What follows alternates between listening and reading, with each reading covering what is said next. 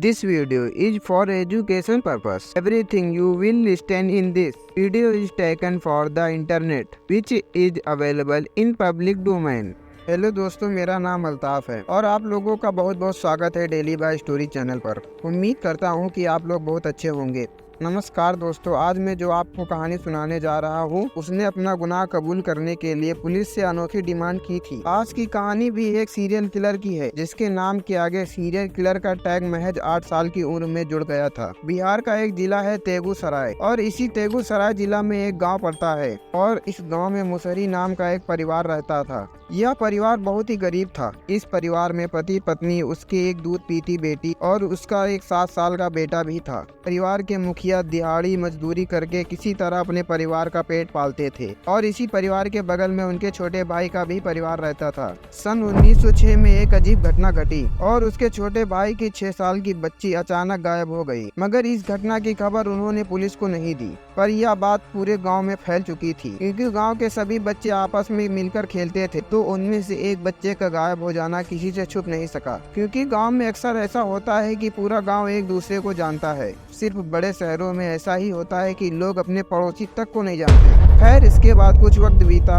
अचानक से उसी परिवार में 8 महीने की बच्ची अचानक से गायब हो जाती है और यह बात भी पुलिस तक नहीं पहुंचती। मगर यह खबर गांव के सभी लोगों तक फैल चुकी थी और गांव के लोगों को यह समझ में नहीं आ रहा था कि ऐसा क्या हो रहा है। सिर्फ 6 महीने के अंदर इसी परिवार में 2 बच्चे गायब हो चुके थे। अब मुसहरी गांव के लोगों में दहशत फैलने लगी। सिर्फ 3 महीने बीतने के बाद सन 2007 में इस गांव में एक और 6 महीने का दूध पीता हुआ बच्चा गायब हो गया। ये बच्चा उस परिवार का नहीं था, बल्कि ये बच्चा दूसरे परिवार का था। दरअसल हुआ यह कि यह लड़का जिस परिवार में रहता था, उसी परिवार में पहले 2 बच्चे गायब हो चुके थे और उनके पड़ोस में ही चुनचुन देवी नाम की एक औरत रहती थी। उसकी एक 6 महीने की बेटी थी, जिसका नाम खुशबू था। एक दिन चुनचुन देवी अपनी बेटी को अपने पास में प्राइमरी स्कूल में खिला रही थी। अचानक से जब उसे घर का काम याद आया तो वह अपनी बेटी को स्कूल में सुला गई। थोड़ी देर बाद जब वो वापस स्कूल में लौटी तो देखा उसकी बेटी वहाँ से गायब हो चुकी थी। उसके बाद चुनचुन देवी पूरे गांव के चारों तरफ ढूंढती, तमाम रिश्तेदारों से पूछती, पर उसकी बेटी का कोई नामो निशान नहीं मिलता। लास्ट में थक हार कर वह भगवानपुर पुलिस स्टेशन पहुंच जाती है और अपनी बेटी की मिसिंग की रिपोर्ट लिखवा देती है। अब यह पहली बार हुआ था कि गांव में किसी बच्चे की गायब होने की रिपोर्ट पुलिस तक पहुंची थी। इसके बाद गांव में पुलिस आती है। वह भी खुशबू को इधर उधर ढूंढती है और लोगों से पूछताछ करने के दौरान पता चलता है कि इस गांव में पहले भी 2 बच्चे गायब हो चुके हैं और दोनों बच्चे एक ही परिवार के थे। तो पुलिस अब उस परिवार के पास पहुंच जाती है और खुशबू के बारे में पूछताछ करना शुरू कर देती है। थोड़ी देर पूछताछ करने के बाद वो परिवार अपने 8 साल के बेटे अमरजीत को बुलाते हैं और कहते हैं कि खुशबू के बारे में अगर कोई बता सकता है तो ये अमर ही बता सकता है। पुलिस को ये बात अजीब लगी, क्योंकि आखिर एक 8 साल के बच्चे को ये सब कैसे पता होगा। मगर फिर पुलिस सोचती है कि चलो इस बच्चे के जरिए कोई सुराग भी मिल जाएगा। तो पुलिस उस 8 साल के बच्चे अमरजीत से पूछती है कि बेटा तुम्हें क्या पता है, लेकिन वो नहीं बोलता है। लेकिन पुलिस के ये सवाल पूछने से वो हंसने लगता है और हंसते हुए बोलता है, हाँ मुझे पता है। अब पुलिस ने पूछा कि अच्छा ये बताओ खुशबू कहाँ है, तो वह फिर कुछ नहीं बोला, बस उसके सवाल पे हंसते जा रहा था। मगर फिर पुलिस खुशबू के बारे में पूछती रही कि शायद उसे कोई सुराग मिल जाए। फिर इसी बीच अमरजीत बोल पड़ा और कहा कि अगर आप मुझे बिस्कुट दोगे तो मैं बताऊंगा। अमरजीत की यह बात सुनकर पुलिस वालों ने उसके लिए एक बिस्किट का पैकेट मंगाया और उसे दे दिया। बिस्किट का पैकेट मिलते ही उसने बिस्किट फाड़ा और खाने लगा।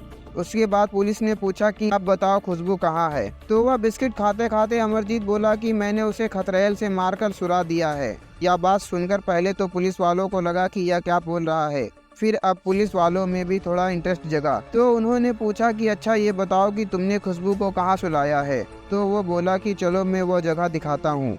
उसके बाद अमरजीत पुलिस वालों को अपने साथ लेकर उस प्राइमरी स्कूल के थोड़ी दूर सुनसान जगह पर ले जाता है और वहां पर पहुंचकर एक झाड़ी की तरफ इशारा करते हुए बोला, मैंने इसी में छुपाया है। पुलिस उस झाड़ी के पास गई तो वहां पर एक गड्ढा था जो घास फूस से पत्तों से ढका हुआ था और जब पुलिस ने घास हटाया तो उसमें खुशबू की लाश निकली। यह देखकर पुलिस वाले भी दंग रह गए कि एक 8 साल का बच्चा जो बोलता कम है और हंसता ज्यादा है और जिससे सिर्फ इसीलिए पूछताछ की गई थी ताकि कोई सुराग मिल सके, अंत में वही बच्चा कातिल निकला।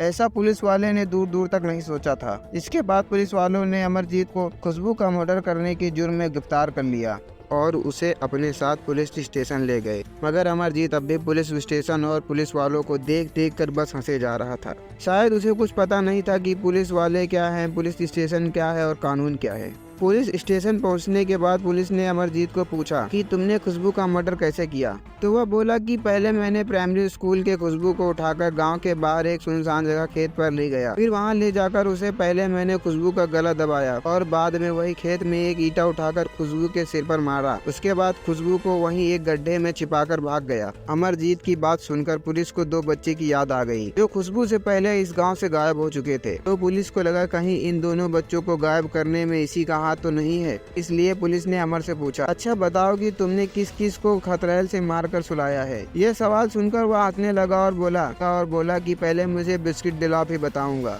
फिर पुलिस वालों ने एक बिस्किट का पैकेट मंगाया और उसे दिया। उसके बाद अमरजीत ने 2 नाम और लिए जिसका उसने मर्डर किया था, एक अपनी बहन का, दूसरा अपनी चचेरी बहन का। यह बात सुनते ही पुलिस वालों के पैर के तले जमीन खिसक गई, क्योंकि उनके सामने सिर्फ एक 8 साल का सीरियल किलर बैठा था जो एक के बाद एक 3 मर्डर कर चुका था। इनमें से 2 मर्डर उसने अपने ही परिवार के 2 लोगों को की थी। उसके बाद पुलिस वालों ने अमरजीत के चाचा और उसके माता पिता को पुलिस स्टेशन बुलाया और उनसे इस बारे में पूछताछ करना शुरू किया। तो उन्होंने पूरी कहानी सुनाई और कहा, हाँ, अमरजीत ने आज से तकरीबन 9 महीने पहले सन 2006 में अपने चाचा के 6 साल की लड़की का किया था और उसे भी ठीक खुशबू की तरह गला घोंटकर और पत्थर मार डाला था। और तब अमरजीत सिर्फ 8 साल का था। उन्हें पता भी चल गया था कि अमरजीत ने किया है, क्योंकि जब उन्होंने अमरजीत से पूछा तो वो बिना हिचकिचाए बता दिया था। फिर उसके करीब 6 महीने बाद अमरजीत ने अपनी खुद की ही 8 महीने की बहन का मर्डर कर दिया था और यह मर्डर उसने ठीक वैसे ही किया और उसने बाद में कबूल भी कर लिया था। उसके बाद पुलिस वालों ने पूछा कि अगर आपको पता था कि ये मर्डर इसी ने किया है तो आपने पुलिस में कंप्लेन क्यों नहीं की। तो अमरजीत की मां ने बताया कि उसने अपने चाचा की लड़की का मर्डर किया तो हमें लगा कि शायद उस अनजाने में आपसी लड़ाई में उसका मर्डर कर दिया था, इसलिए उसने अमर को समझा बुझाकर छोड़ दिया। मगर जब उसने अपनी बहन को मारा तो उसके बाद अमरजीत को पीटा। वह बोला कि मैं आज के बाद ऐसा नहीं करूँगा, इसलिए हमने एक बार और उसे माफ़ कर दिया, क्योंकि मारने वाला भी अपना था और मरने वाले भी परिवार के थे। इसलिए हमने फैमिली का मामला मानते हुए पुलिस को इसकी खबर नहीं दी। पुलिस ने अमरजीत के माँ बाप और चाचा के बयान दर्ज कर लिया, मगर अभी उनके मन में एक सवाल था, आखिर अमरजीत ने 3 बच्चों का मर्डर क्यों किया? क्योंकि हर एक मर्डर के पीछे कोई न कोई मकसद जरूर होता है। जो यह 3 मर्डर अमरजीत ने किए थे, इसके पीछे जो मामला था और इसका जवाब सिर्फ अमरजीत ही दे सकता था। अब पुलिस ने अमर से फिर उसी भाषा में पूछा कि तुमने तीनों बच्चों का मर्डर क्यों किया? बोला कि मुझे ऐसा करने में मजा आता है। जब मैं किसी को दर्द में देखता हूँ, तकलीफ में देखता हूँ तो मुझे बहुत अच्छा लगता है। अमरजीत की बात सुनकर पुलिस को लग रहा था कि कोई नॉर्मल बच्चा नहीं है और इसकी दिमाग हालत ठीक नहीं है। उसके बाद अमरजीत को दिमाग के अस्पताल में भेजा गया।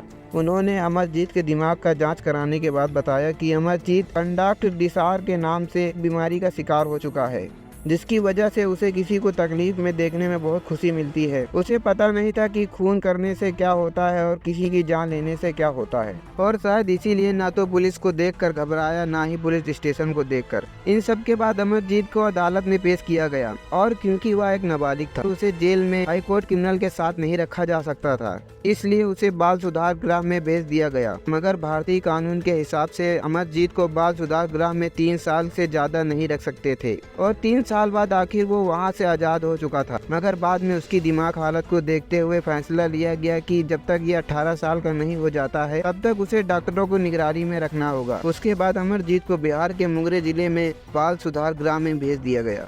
अमरजीत का जन्म साल 1998 में हुआ था। इस हिसाब से सन 2016 में वह आज़ाद कर दिया गया। आज अमरजीत एक नए नाम के साथ, नई पहचान के साथ जाने शहर में एक जिंदगी जी रहा होगा, पर अभी वो कहाँ है, किस हालत में है, इसके बारे में किसी को कोई जानकारी नहीं है। मगर इस घटना में अमरजीत का नाम सिर्फ देश में नहीं बल्कि पूरी दुनिया में सबसे कम उम्र में सीरियल किलर में दर्ज है और आज भी दुनिया में सबसे छोटे सीरियल किलर का रिकॉर्ड अमरजीत के नाम ही दर्ज है। उसकी उम्र सिर्फ 7-8 साल की थी जब उसने एक साथ 3 के कत्ल किए थे। यह कहानी दुनिया के सबसे छोटे सीरियल किलर की थी। मुझे उम्मीद है कि आप सभी को ये कहानी बहुत पसंद आई होगी। अगर आपको कहानी पसंद आई हो तो इसे लाइक करें, कमेंट करें, बताइए कि आपको कहानी कैसे लगी और इसे ज़्यादा से ज़्यादा शेयर करें। तो चैनल पर नए हो तो चैनल को सब्सक्राइब करके बेल आइकन जरूर दबाइए।